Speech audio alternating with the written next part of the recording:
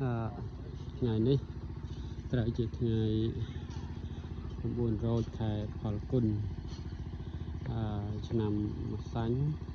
សប្តាហ៍ស័កពុទ្ធសករាជ 2569 ត្រូវនឹងថ្ងៃទី 12 ទី 11 ខែមីនា ឆ្នាំ 2026 ហើយការកសាងផ្លូវថ្នល់នេះត្រូវជាថ្ងៃទី 5 ហ្នឹងបាន 5 ថ្ងៃកសាងជិត1សប្តាហ៍ដែរហើយឥឡូវសមិទ្ធផលលទ្ធផលដែលយើងត្រូវបាននៅស្ពានមួយទៀតស្ពាននេះគឺចង់ធ្ងន់បន្តិចឥឡូវរៀបចំផ្លូវ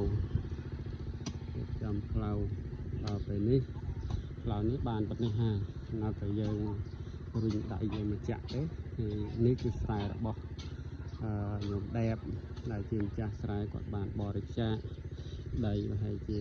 1 ម៉ែត្រជិត 2 ម៉ែត្រសម្រាប់ផ្លូវជាសាធារណៈដល់ជានិច្ចជនទាំងឡាយ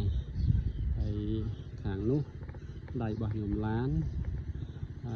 ញោមគួរហើយខាងនោះរបស់ញោមញងគាត់បានបរិច្ចាគដែរទាំងអស់គ្នានេះហើយលទ្ធផលដែលយើងត្រូវបានចំនួន 5 ថ្ងៃបានប៉ុណ្ណេះហើយបានដោយពុទ្ធបរិស័ទចិត្តឆ្ងាយទាំងអស់ញោមខ្លះក៏មកជួយជាកម្លាំងផ្ទាល់ជួយកម្លាំងហើយជួយជាថវិកាទៀតហើយញោមខ្លះគាត់មិនបានមកផ្ទាល់ក៏ពិតមែនប៉ុន្តែគាត់បានញើថវិកាមកសម្រាប់ជួយថ្លៃជាងខ្លះហើយសម្ភារៈសំងខ្សាច់ឬឥដ្ឋខ្សាច់នេះមានស្រាប់នឹងហើយពុទ្ធបរិស័ទទាំងអស់នេះគឺជាដងសម្រាប់ប្រើប្រាស់ទាំងអស់គ្នាទឹកដងនេះគឺទឹកដងជារួមឆ្ងាញ់សម្រាប់ប្រើប្រាស់ហើយ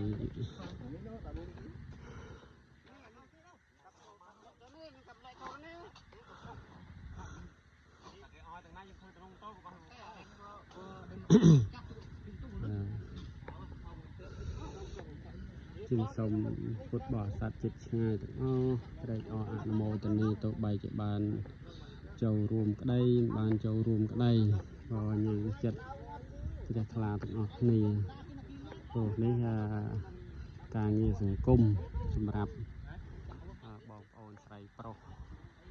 ទាំងអស់ប្រើប្រាស់ហូបទឹកនេះព្រោះដែលឡែក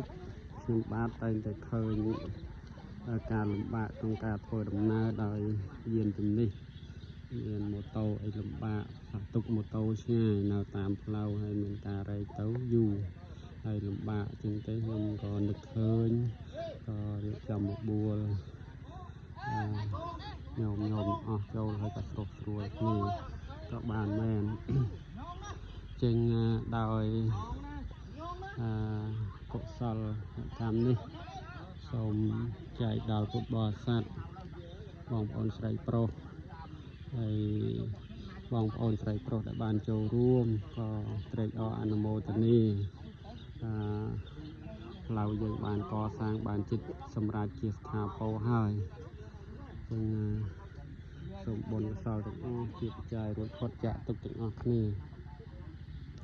ដោយអំណាចបុណ្យកុសលនេះសូមជាបច្ច័យរួចផុតចាកទុក្ខដល់នៅព្រះនិព្វានគ្រប់គ្នាសូមអនុមោទនានិព្វានសបច្ចយោហោតុសា